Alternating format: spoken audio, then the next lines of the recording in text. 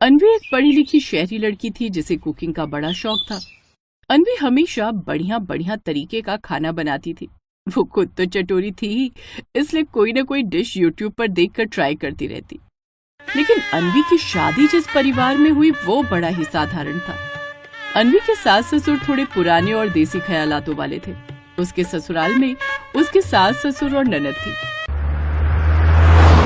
अन्वी ने आते ही घर की जिम्मेदारियों को अच्छे से संभाल लिया। ये देखिए माँ जी, आज मैंने आप सबके लिए मलाई चाप और नान बनाई है, वो भी ढेर सारी मलाई डालकर। क्या मलाई? तूने मलाई कहाँ से ली? फ्रिज में जो रखी थी, और कहाँ से? अरे मेरी माँ, वो मैंने घी बनाने के लिए इकट्ठी की थी। तूने पूरा डब्बा ही उड़ेल दिया। इतने में तो मेरा कितना घी बन जाता। माँ जी, कल की कल देखेंगे, पहले अभी ये तो खाइए और इसका आनंद लीजिए। आनंद? बाकियों का तो पता नहीं भाभी, लेकिन मैं तो आनंद लेने वाली हूँ। पता है क्यों?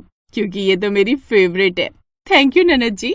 अब अन्वी उन सबके साथ बड़े मजे से मलाई चाप और नान खाती है और ये सिलसिला रोज ऐसे ही चलता रहता है। अरे प्रभा, खाना बन गया है तो बहू को बोल जल्दी लगा देगी, फिर सोने से पहले थोड़ी देर टहल भी आऊंगा। वैसे बनाया क्या है खाने में आज? पापा जी, आज मैंने पंजाबी डिश यानी कि दाल मखनी बनाई है, वो भी चुरचुर नान के साथ। बहू, ये चुरचुर और तेरा फुरफुर खाना, रोज रोज अलग अलग तरह का, ये सब खाना पचता नहीं है इस उम्र में। खैर चल ला, खा कर देखते हैं कैसी होती है चुरचुर नान। उस रोज भी वो भारी खाना खा लेते हैं, लेकिन इन सब से अब उनको बड़ी परेशानी होती है। जब से बहू इस घर में आई है, इसके हाथों का ये भारी भारी खाना खाकर तो पेट खराब रहने लगा है और एसिडिटी बनने लगी है। सही कह रही हो प्रभा, मुझे भी आजकल खट्टा पानी आता है बार बार। जी चाहता है उल्टी कर दूं। ये सब उस होटल जैसे खाने की वजह से ही हो रहा है, जो बहू रोज रोज बनाकर रख देती है। लेकिन अन्वी उनकी नहीं सुनती और शाम को एक बार फिर खाने में सबके लिए शाही पनीर और कोफ्ता बना देती है, साथ में पनीर टिक्का भी। लेकिन ये खाना देख वो झट से बोल पड़ता है। बहू, ओ बहू। जी पापा जी। बहू, मुझे तो ये खाना मत देना, इसे खाकर मेरे पेट में एसिडिटी हो जाती है। इतना भारी खाना मुझसे खाया नहीं जाता, हाजमे में दिक्कत होती है। ऐसा कर, तू मेरे लिए कुछ हल्का खाना बना दे। अन्वी रसोई में आकर मुंह बनाते हुए कहती है, ओफो, क्या मुसीबत है यार, इतनी मेहनत और प्यार से ये सब बनाए, लेकिन नहीं, इनको तो अपना हल्का खाना ही खाना है। अरे थोड़ा घूमेंगे फिरेंगे तभी तो खाना डाइजेस्ट होगा, सारा दिन सोफा तोड़ने से थोड़ी ना होगा। खैर, अब बना बेटा अन्वी इनके लिए खिचड़ी। अन्वी फिर से खाना बनाने में लग जाती है। कुछ देर बाद वो उन्हें खिचड़ी बनाकर देती है, जिससे अगले दिन उनका पेट ठीक रहता है। अब आज हमारा पेट ठीक है क्योंकि कल हमने हल्का खाना खाया था। बहू, ओ बहू। जी माँ जी। बहू, खाना बन गया हो तो लगा दे, फिर मुझे कीर्तन में भी जाना है। आज उर्मिला के यहाँ कीर्तन है, तो बोल रही थी कि टाइम से आ जाना। हाँ, मुझे भी सोसाइटी की मीटिंग में जाना है, मेरे लिए परोस दे। जी खाना तैयार है, बस अभी लाई। अन्वी रसोई में जाकर खाना लाकर उन्हें परोसती है। अरे ये क्या बहू, तूने छोले भटूरे बनाए नाश्ते में? हाँ पापा जी, वो क्या है ना, कल अर्जुन जी का बड़ा मन था भटूरे खाने का, तो उन्होंने मुझे पहले ही बोल दिया था कि नाश्ते में छोले भटूरे बनाओ, इसीलिए मैंने यही बना दिए। हाँ माँ, मैंने इसे बोला था बनाने को। अच्छा ठीक है, अब बन ही गए हैं तो खा लीजिए जी। मनोहर और प्रभा दोनों छोले भटूरे खाकर अपने अपने प्रोग्राम में चले जाते हैं। लेकिन ये भारी खाना डाइजेस्ट होने में अब उन्हें दिक्कत होने लगती है, जिससे उन्हें बार बार खट्टी डकारें आनी शुरू हो जाती। अरे ये क्या, बार बार डकारे। इसीलिए कहा था बहू को कि भारी खाना मत बना, लेकिन ये आजकल के बच्चे सुनते कहाँ हैं। उन्हें तो चाउमीन, पास्ता, छोले भटूरे, शाही पनीर, दाल मखनी, यही सब चाहिए होता है। उधर कीर्तन में बैठी प्रभा देवी भी बार बार खट्टी डकारे लिए जा रही थी। इसी चक्कर में वो कीर्तन खत्म होते ही सीधा घर भाग आई। बहू, ओ बहू, तुझे पहले ही कहा था ये भारी खाना मत बना, लेकिन तू ना अपनी ही करती है। पता है, बार बार वहां पर खट्टी डकारे आई जा रही थी। अब से इस घर में ये सब नहीं बनेगा। तू बस दाल, खिचड़ी, दलिया, घिया, रोटी, तोरी की सब्जी, यही सब बना दिया कर। अब से इस घर में ऐसा भारी खाना बनाना बंद कर। अपने सास ससुर की बात मानकर अब अन्वी डिलीशियस डिशेस छोड़कर सिर्फ हल्का खाना ही बनाती। यार भाभी, ये खाना कौन खाता है? ये सादा खाना है जिसे इंसान खाते हैं। अब से तुम सब यही खाओगे। अब अन्वी भी मुंह लटकाकर कभी घिया तोरी तो कभी खिचड़ी बना देती।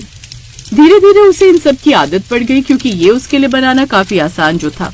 पहले उसे तरह तरह के पकवान बनाने में टाइम लगता था, लेकिन अब उसका खाना जल्दी बन जाता। चलो अच्छा है, इससे तो मुझे ही आराम मिल गया। कम से कम अब इतना भारी भारी खाना बनाने के लिए मुझे 2-2 घंटे रसोई में तो नहीं रहना पड़ता। एक रोज उनके यहाँ कुछ मेहमान आते हैं। माँ जी, आज खाने में क्या बनाऊं? वही बना जो हमेशा बनाती है, घिया और रोटी। अन्वी ये सुनकर चौंक जाती है और रसोई में चली जाती है। कमाल है, अब आए हुए मेहमानों को ये सब कौन खिलाता है? नहीं, मैंने परसों ही यूट्यूब पर नई रेसिपी देखी थी, शाही दाल और पनीर मखनी। आज वही बनाती हूँ, वो भी नान के साथ। इसी बहाने बड़े दिनों बाद हमें भी खाने को मिल जाएगा ऐसा खाना। अन्वी शाही दाल और पनीर मखनी बनाने की तैयारी करने लगती है। वो शाही दाल के लिए उड़द की दाल और चने की दाल को धीमी आंच पर पकाकर मखनी, काजू का पेस्ट और मलाई मिलाकर शाही दाल बना डालती है। फिर वो पनीर मखनी बनाने की तैयारी करने लगी। उसने पनीर के टुकड़े टमाटर की ग्रेवी में डुबोकर उसमें ढेर सारा मक्खन, कसूरी मेथी मिला ली। फिर सब मसाले मिक्स करके उसमें मिला लिए और बड़ी बढ़िया शाही दाल और पनीर मखनी बनाकर तैयार कर ली। साथ ही नान बनाकर ले आती है, लेकिन इन सब में उसे पूरे 3 घंटे लग जाते हैं। बाप रे, अच्छा हुआ जो मेरे सास ससुर रोज रोज ऐसा खाना नहीं बनवाते।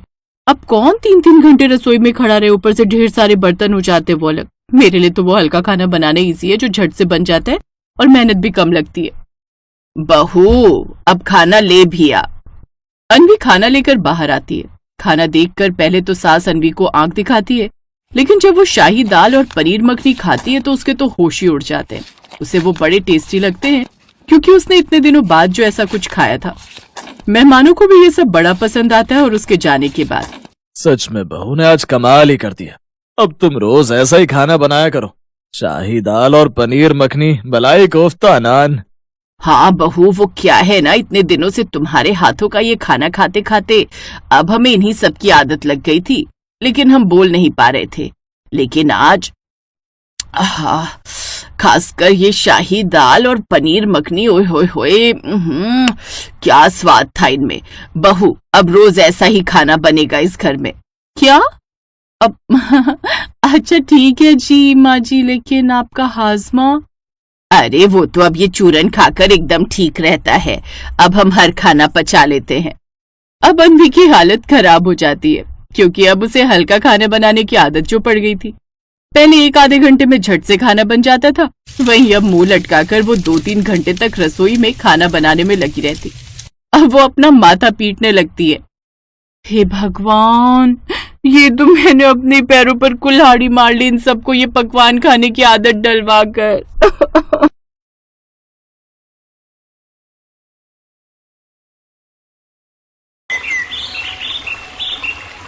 मेरी सिमरन ਨੂੰ ਤਾਂ ਬਚਪਨ ਤੋਂ ਹੀ ਦਾਲ ਮੱਖਣੀ ਬੜੀ ਚੰਗੀ ਲੱਗਦੀ ਆ।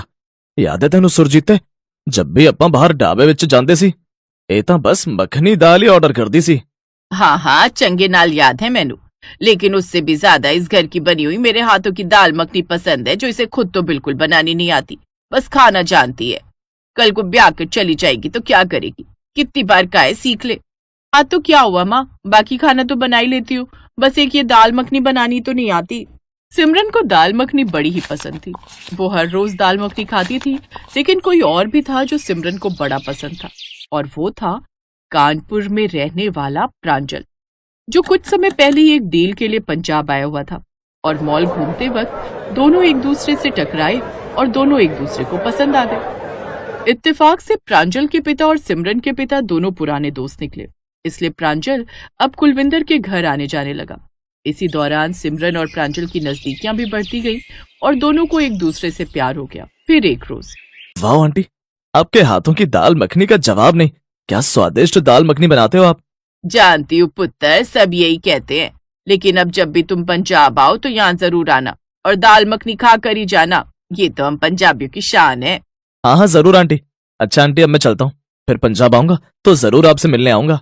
प्रांजल वहां से जाने लगता है, तभी बाहर खड़ी सिमरन उससे कहती है, तुम सचमुच में जा रहे हो? जाना तो पड़ेगा सिमरन, लेकिन मुझे तुम्हारी बहुत याद आएगी। सच कहूँ तो याद तो मुझे भी तुम्हारी बहुत आएगी। तो फिर चलो ना मेरे साथ। किस हक से चलूं? हक की बात है तो बोलो, मैं कल ही बारात लेकर आऊं। ठीक क्या कह रहे हो प्रांजल? ठीक कह रहा हूँ, बोलो शादी करोगी मुझसे? हाँ, लेकिन मम्मी पापा। तभी उसके मम्मी पापा भी वहां आ जाते हैं। ओ पुत्र, इसके लिए तो हम भी तैयार हैं, हम दोनों पहले से ही जानते थे तुम दोनों एक दूसरे को पसंद करने लगे हो, और सानू इस रिश्ते तो कोई ऐतराज नहीं है। और मैं तेरे प्योन हूँ, आज ही कॉल करके खुशखबरी दे देता हूँ। अब प्रांजल के घर वालों से बात करके उन दोनों का रिश्ता पक्का हो जाता है और पंजाबी कुड़ी ब्याह कर अपने ससुराल कानपुर आ जाती है। आजा मेरी पंजाबी बहू, अंदर आ, तेरे ससुराल में तेरा स्वागत है। देख बहू, तू भी मेरी बेटी निधि की तरह ही है मेरे लिए। अब से ये तेरा भी घर है और तुझे किसी भी चीज की जरूरत हो तो मुझसे कहना। कुछ दिन बाद, कल मैं तुम्हें कानपुर घुमाने ले जाऊंगा, फिर हम डिनर भी बाहर ही खा लेंगे। जी ठीक है। अगले दिन प्रांजल सिमरन को कानपुर घुमाने ले जाता है, जहाँ वो उसे कई टूरिस्ट जगह दिखाता है। तो कहो मैडम, कैसा लगा तुम्हें हमारा कानपुर? अच्छा तो है प्रांजल जी, लेकिन मेरे पंजाब से ज्यादा नहीं। हाँ, ये बात तो है पंजाब की, और उसके खाने की बात ही अलग है। अच्छा चलो अब डिनर कर लेते हैं, मुझे तो बहुत जोरों की भूख लगी है। अब वो दोनों डिनर के लिए एक रेस्टोरेंट में जाते हैं। कहो मैडम, क्या खाओगी? नान और मेरी फेवरेट दाल मखनी। ये सुनकर वहाँ खड़ा वेटर बोल पड़ता है, सॉरी मैम, यहाँ दाल मखनी तो नहीं मिलती। यहाँ आपको चाउमीन, मोमोज और खाने में मलाई कोफ्ता, शाही पनीर मिल जाएगा। कानपुर में दाल मखनी नहीं मिलती सिमरन, बहुत ही कम जगह होंगी, लेकिन कोई नहीं, तुम ये मलाई कोफ्ता और नान ट्राई करो, तुम्हें पसंद आएगी। वेटर, तुम मलाई कोफ्ता और नान ले आओ। कुछ देर बाद वेटर खाना ले आता है। अब वो बेमन से खा तो लेती है, लेकिन उसकी शक्ल देखकर साफ पता चल रहा था कि उसे वो खाना कुछ खास पसंद नहीं आया। अब वो अगले कुछ दिनों में ही दाल मखनी के लिए बुरी तरह तरस जाती है, और ये बात अब उसके ससुराल वालों को भी समझ आती है, लेकिन उनमें से किसी को भी दाल मखनी बनानी नहीं आती थी।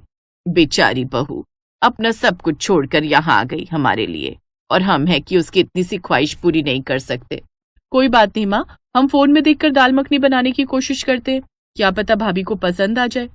दोनों माँ बेटी उदास सिमरन के लिए दाल मखनी बनाने की पूरी कोशिश करती हैं, लेकिन वो दाल मखनी उनसे बन ही नहीं पाती। उन दोनों को परेशान देख सिमरन को भी बड़ा बुरा लगता है और वो कहती है, आप रहने दीजिए माँ जी, आप लोगों ने मेरे लिए इतनी मेहनत की है वही काफी है, लेकिन मेरे कारण आप दोनों परेशान मत होइए। अच्छा अब आप दोनों बाहर जाइए, मैं ये सब सफाई कर दूं, फिर आप लोगों के लिए डिनर बना देती हूँ। सिमरन जब से आई थी वो ठीक से खाना नहीं खा रही थी, क्योंकि वो अपनी पंजाब की दाल मखनी को बड़ा मिस कर रही थी। माँ कितना कहती थी पुत्र दाल मखनी बनाना सीख ले, लेकिन मैंने तब उनकी बात नहीं मानी, ये सोचकर कि पंजाबी परिवार में शादी होगी तो किसी न किसी को तो आती ही होगी बनानी। लेकिन अब तो मैं दाल मखनी के लिए भी तरस गई हूँ। अपनी बहू को परेशान देख उसकी सास अपने बेटे से बोली, बेटा तू पूरा शहर छान मार, लेकिन जहाँ भी दाल मखनी मिले तू वो ले आ, नहीं तो अगर बहू ठीक से खाना नहीं खाएगी तो कहीं बीमार ना पड़ जाए। बेचारा प्रांजल सारा दिन दाल मखनी ढूंढने के लिए यहाँ से वहां भटकता है, उसे कहीं भी दाल मखनी नहीं मिलती। लगभग 4 महीनों से दाल मखनी ना खा पाने के कारण अब वो बीमार रहने लगती है। फिर एक रोज, कैसी है मेरी बच्ची? माँ तुम यहाँ? मैं तुम्हें कितना मिस कर रही थी। मुझे या अपनी इस दाल मखनी को? वाह माँ, दाल मखनी, वो भी नान के साथ। लाओ लाओ, मैं अभी 2 मिनट में सारी खा जाऊंगी। सिमरन 5 मिनट में ही दाल मखनी और नान चट कर जाती है, और खाना खाने के बाद, मजा आ गया माँ, लेकिन आप और पापा यूं अचानक? अचानक नहीं बेटा, प्रांजल हमें यहाँ लाया है, वो पंजाब हमें लेने गया हुआ था और उसने हमें सारी बात बताई। क्या? लेकिन इसने तो मुझे कहा था कि मीटिंग के लिए बाहर जा रहे हैं। अच्छा वैसे ये बता सिमरन पुत्र, तुझे दाल मखनी कैसी लगी? बहुत अच्छी पापा, आपको तो पता ही है मुझे माँ के हाथों की दाल मखनी कितनी पसंद है। लेकिन ये दाल मखनी मैंने नहीं बल्कि प्रांजल ने बनाई है बेटी, उसने मुझसे ये दाल मखनी बनाना सीखा है सिर्फ तुम्हारे लिए, और देखो 3 दिन में कितनी अच्छी दाल मखनी बनाना सीख गया ये। बेटा ये सब लोग बहुत अच्छे हैं, देख तो तुझे कितना प्यार करते हैं। ये सुनकर सिमरन की आंखों में खुशी के आंसू आ जाते हैं। मैं बहुत लकी हूँ कि मुझे इतना प्यार करने वाला ससुराल मिला, आप सब लोग बहुत अच्छे हैं। अच्छा चलो अब चुप हो जाओ, और अब जब भी तुम्हें दाल मखनी खाने का मन करे मुझे बोल देना, मैं तुम्हारे लिए बना दिया करूंगा, ठीक है? थैंक यू सो मच प्रांजल जी, लेकिन आप भी वादा करो कि आप मुझे भी दाल मखनी बनाना सिखाओगे। फिर एक दिन आप और अगले दिन मैं दाल मखनी बनाया करूंगी। इसका मतलब बहू तू हर रोज दाल मखनी बनाएगी? जी माँ जी, खूब खाऊंगी और आप सबको भी खिलाऊंगी। ये सुनकर वो सभी जोर जोर से हंसने लगते हैं। फिर कुछ दिन में ही सिमरन बहुत अच्छी दाल मखनी बनाना सीख जाती है। अब वो अपने ससुराल वालों को भी दाल मखनी गर्मा गर्म नान के साथ परोसती है, जिसे खाकर उसकी सास उसकी तारीफ करते हुए कहती है, वाह मेरी पंजाबी बहू की दाल मखनी तो कमाल की बनी है, सचमुच ये तो लाजवाब है। अब समझ आया, सिमरन इतने दिनों बिना इतनी अच्छी चीज खाए रही, इसीलिए इसकी ऐसी हालत हो गई थी। ये सुनकर सभी हंसने लगते हैं। अब सिमरन खुशी खुशी अपने परिवार के साथ रहने लगती है। Best buddies. Hello friends. Thanks for watching this video. अगर आपको ये वीडियो पसंद आया है तो प्लीज लाइक, सब्सक्राइब, कमेंट्स करें इस वीडियो पर और हाँ, शेयर करना भी ना भूलें। और भी मजेदार वीडियो देखने के लिए नीचे दिए गए बेल आइकॉन को दबाएं। देखते रहिए बेस्ट बडीज।